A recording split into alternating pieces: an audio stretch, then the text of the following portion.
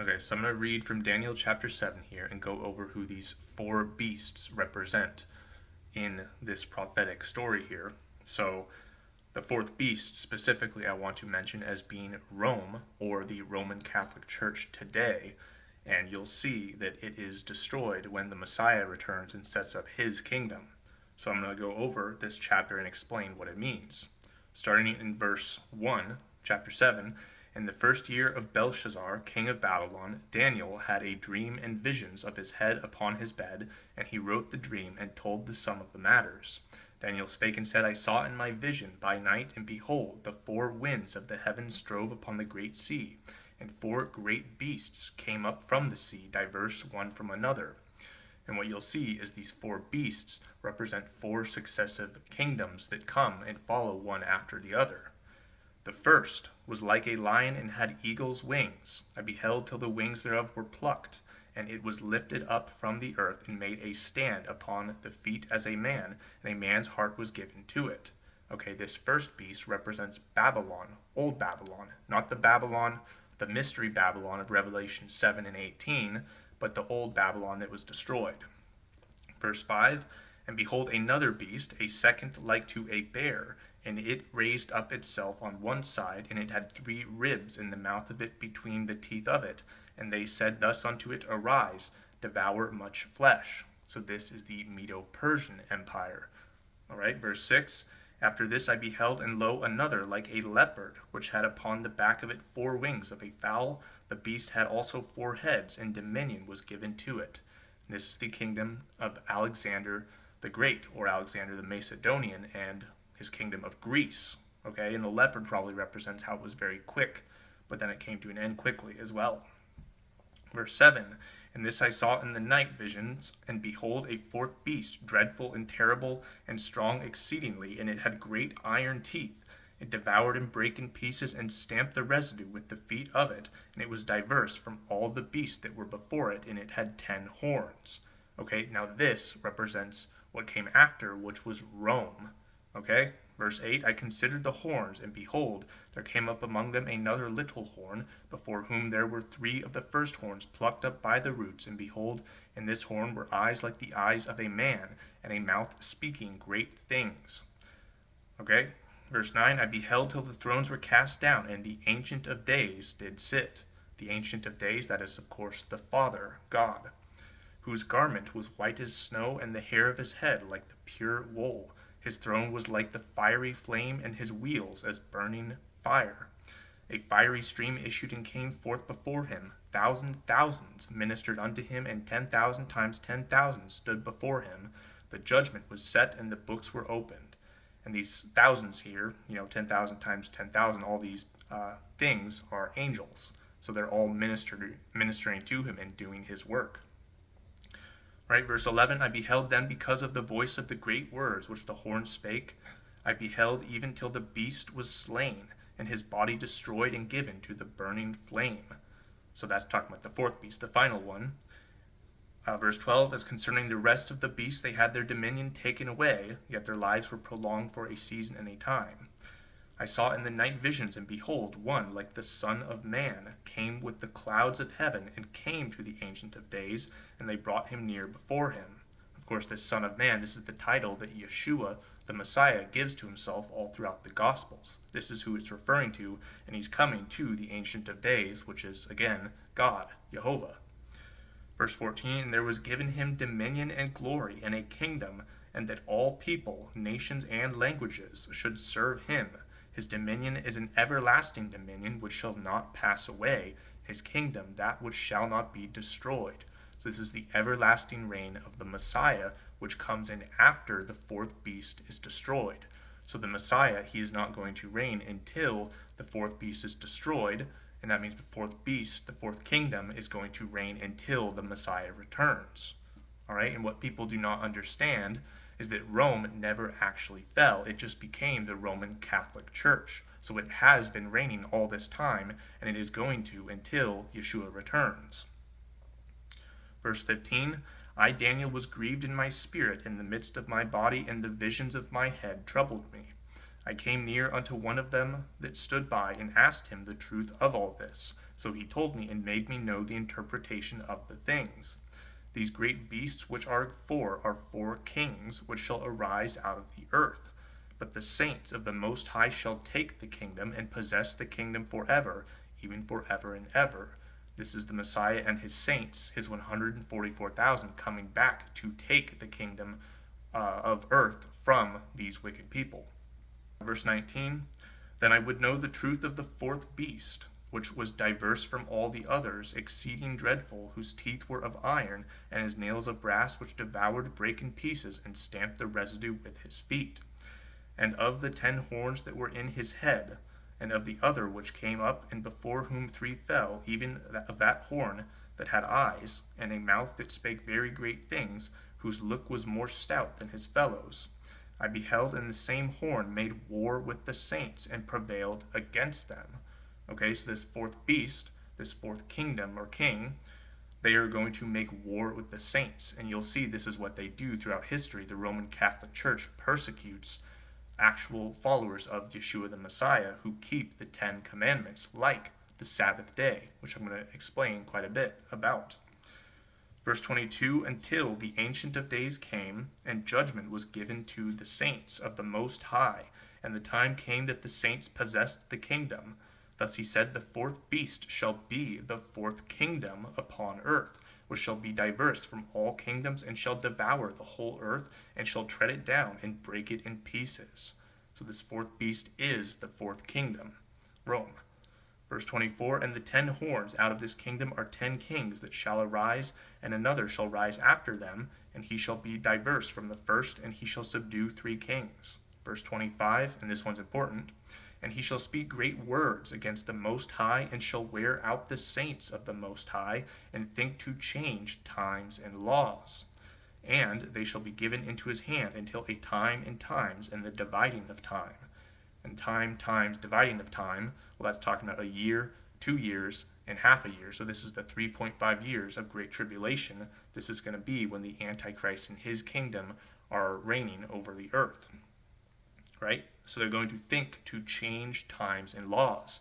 This is talking about how the Catholic Church has changed the Sabbath to Sunday from Saturday, the true Sabbath day, and they're also instituting a bunch of other pagan elements or just other man-made rules and customs that were never commanded by God. And God does not like this, as I'm going to read from Mark chapter 7. Right? Verse 26, But the judgment shall sit, and they shall take away his dominion to consume and to destroy it unto the end. And the kingdom and dominion and the greatness of the kingdom under the whole heaven shall be given to the people of the saints of the Most High, whose kingdom is an everlasting kingdom, and all dominions shall serve and obey him. So the kingdom of Rome is going to be given to the saints of the Most High. The 144,000, they are going to be kings in this everlasting kingdom because they are under the King of Kings, Yeshua the Messiah. Verse 28, Hitherto is the end of the matter. As for me, Daniel, my cogitations much troubled me, and my countenance changed in me, but I kept the matter in my heart. Okay? So I explained most of that there, how those 4 kingdoms or kings, they represent the 4 empires that followed each other successively. You know, Old Babylon, Medo-Persia, Greece, and then finally Rome. And then after that even is the Messiah's kingdom. Okay, so Rome, it's going to be reigning until the 144K come and take the kingdom from them. So Rome never actually fell, it just became the Roman Catholic Church, and it has been reigning and persecuting saints, like, again, Sabbath-keeping Christians, since that time. So a lot of people will think, oh, well, Rome already fell, so, you know, where's the Messiah's kingdom? Well, no, it didn't fall. It's the Catholic Church. All right? So yeah, they persecute the saints of the Most High with their Sunday law. And if you actually look into some of this history, Constantine, he became the first Christian Roman emperor, but he still practiced paganism. For example, he enacts a decree in 321 AD, forcing most occupations in his empire to rest on this venerable day of the sun. That's what he calls it. He's venerating the sun. On March 7th, 321, the Roman Emperor Constantine issued a civil decree making Sunday a day of rest from labor, stating, all judges and city people and the craftsmen shall rest upon the venerable day of the sun. So you can go look into that in history. He forced people in his empire to keep Sunday as a holy day, as a rest day. Okay, and Rome, because it was now mixing with Christianity thanks to Constantine, well, you can't mix pagan elements with the Bible, but because of that, now we have people keeping Sunday because Rome had massive influence upon Christianity instead of keeping the true Sabbath, which is Saturday. All right? And then Constantine also institutes pagan festivals like Christmas and Easter by adopting and rebranding pagan customs like Saturnalia and Queen of Heaven or Ishtar worship. Okay, and Deuteronomy 12 says that you cannot do this. Okay, so Deuteronomy chapter 12, verse 2, ye shall utterly destroy all the places wherein the nations which ye shall possess served their gods upon the high mountains and upon the hills and under every green tree. Ye shall overthrow their altars and break their pillars and burn their groves with fire, and ye shall hew down the graven images of their gods and destroy the names of them out of that place. Ye shall not do so unto the Lord your God. So, this is making it very obvious that you cannot adopt pagan customs like Saturnalia and try to say that, oh, now it's Christ's birthday. We know that Christ's birthday was not in the winter. If you look at Luke chapter 2, there were shepherds and their sheep out at night, a Roman census of all the Roman world going on. This would not be happening in the cold of winter, expecting women and children to travel back for this count. So, Christmas is actually Roman sun worship. December 25th was the winter solstice on the Julian calendar, and it has nothing to do with the Messiah's actual birthday. It's just Roman idolatry that has compromised the faith.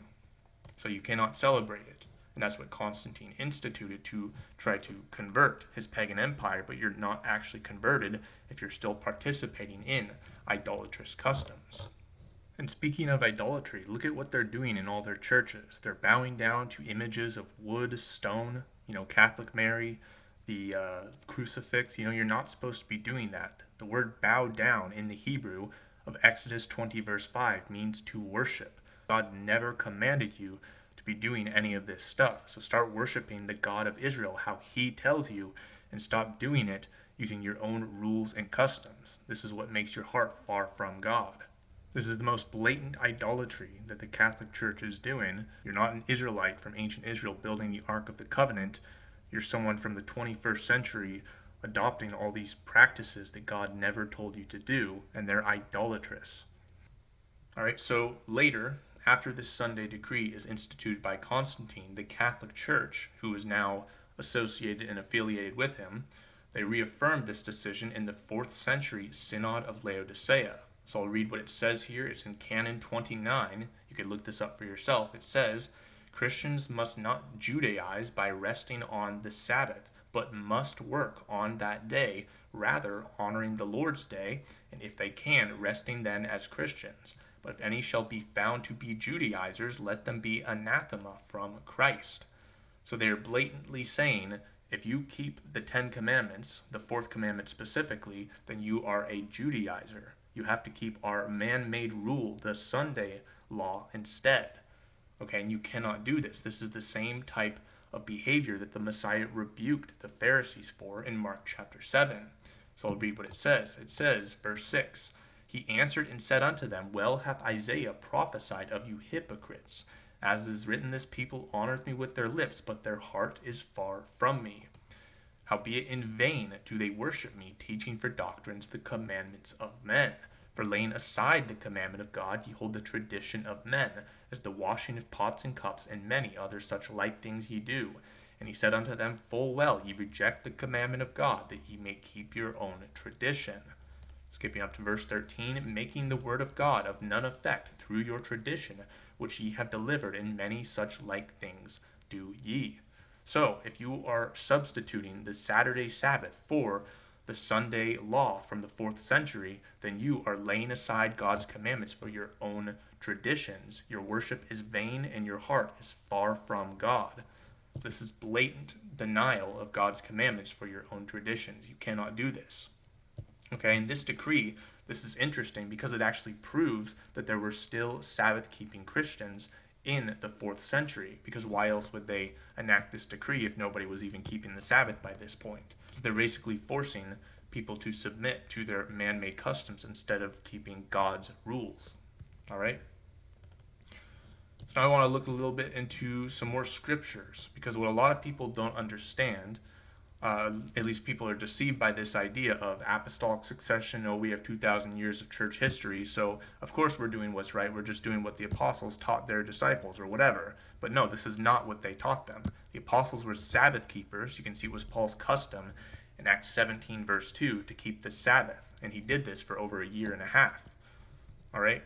So you need to look at these warnings in the New Testament about how there were going to be disciples that would draw away people after them and would start forming their own sects and denominations, which also you are not allowed to do according to 1 Corinthians chapter 1.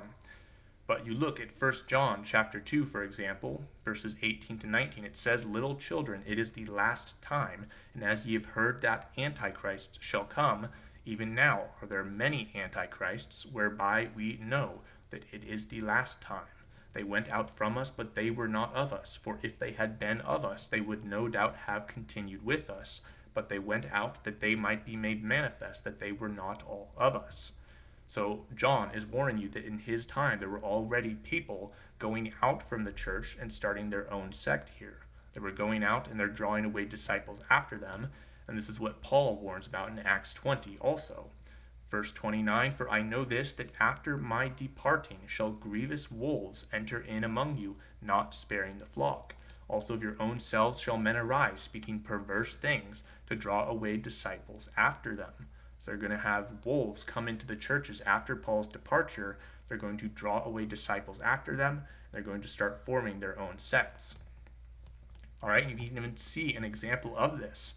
3 John chapter 1 verses 9 to 10. "I wrote unto the church, but Diotrephes, who loveth to have the preeminence among them, receiveth us not. Wherefore if I come, I will remember his deeds which he doeth, prating against us with malicious words, and not content therewith, neither doth he himself receive the brethren, and forbiddeth them that would, and casteth them out of the church." So this man, Diotrephes, he loves to have the preeminence among men. He's doing this for his own ego. He likes to think, oh, I'm such a great servant of God. And because of this, he's casting out the apostles. He has such great pride that he's not receiving the brethren into the churches. And he is now forming his own denomination here. And he's trying to be a leader of this church. So you can't do this. But the warning is that this was already happening in the apostles' time. So why are you trusting this idea of apostolic succession so much? The students of the apostles are not infallible. In fact, these students that fell away and started their own sects, these are the ones that formed the Roman Catholic Church, or what eventually became it. Right? And you might be wondering, well, what about Matthew 16:18? You know, the gates of Hades are never going to prevail against the church, and this is true. However, what you don't realize is that does not mean that the majority of the people who claim to be followers are going to be true followers. It just means that there is going to always be a remnant of true believers, and that's how it's always been throughout the history in the Bible. I'm going to read from Romans chapter 11. Starting verse 2, "God hath not cast away his people which he foreknew.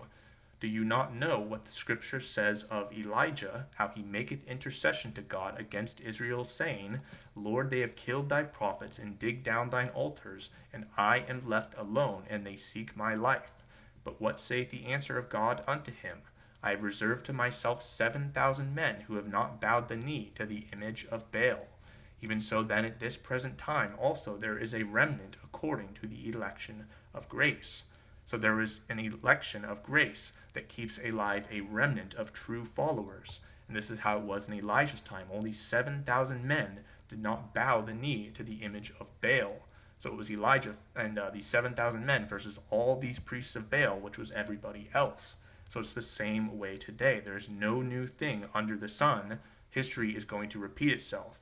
Matthew 24 verse 24 says the whole world is going to be deceived except the very elect, which are these 144,000 saints.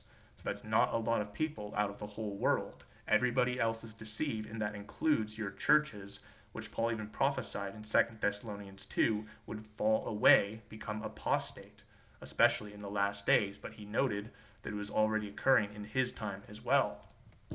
Okay, so Don't just be following this Sunday law blindly because, oh, the Catholic Church says so, and they say that they have a line tracing all the way back to the apostles. Okay, that is a lie. You are not supposed to follow man-made rules. If you actually look at what the saints in the kingdom of heaven are going to be doing, Isaiah 66 verses 23 to 24 says all flesh is going to be coming to worship before God from one Sabbath to another. They're going to look on the carcasses of the men that have transgressed against God. So if everybody's keeping the Sabbath day in the kingdom of heaven, that means it was never abolished. It was never officially changed to Sunday by God. So stop following your sun god day and your other pagan traditions. And speaking of these false priests, Ezekiel 22 warns about this as well. It says, her priests have violated my law and have profaned mine holy things. They've put no difference between the holy and profane, neither have they showed difference between the unclean and the clean, and have hid their eyes from my Sabbaths, and I am profaned among them. So they put no difference between the holy and the profane. They're mixing pagan elements like Christmas and Easter into their worship for God that has no origin in the Bible. Neither have they showed difference between the unclean and the clean. Well, what are they doing now? They're eating pork and shrimp. They're eating these unclean things that, again, Isaiah 66 said the Lord, he's going to return and slay people who are eating these things. It is still a sin to eat this stuff today. Stop being unclean. All right, and then they have hid their eyes from my Sabbaths. They're following their sun god day law instead, and I am profaned among them. You're profaning the law of God with all your man-made customs. So stop following Rome. Stop following the fourth beast. I'll even have people tell me, oh, submit to Rome. Well, no, I'm not going to submit to the fourth beast. I'm going to submit to the Messiah and his kingdom. That's what I'm going to follow. And that's what you need to do as well if you want to be in his kingdom, because his judgment is coming forth and it's right around the corner. We're in these last days, so stop following this Antichrist kingdom of Rome.